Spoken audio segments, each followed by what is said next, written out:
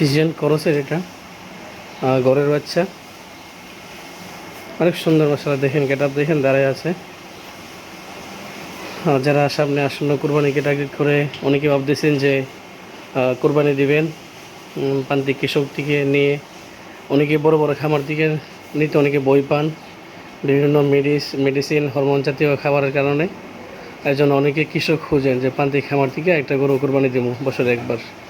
এই জন্য নিয়ে আসলাম আপনার জন্য একটি পিওর কৃষকের বাড়ি থেকে, অনেক সুন্দর মাশাআল্লাহ।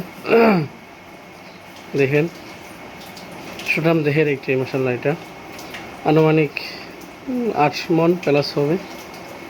আর আমার অনেক সাবস্ক্রাইব আছেন, অনেকে ভাই আছেন যারা বড় খামারি। কেউ যদি মনে করেন যে খামারের জন্য নিয়ে আর 1-2 বছর পালবেন, তাও পারবেন। দেখেন মাশাআল্লাহ অনেক সুন্দর।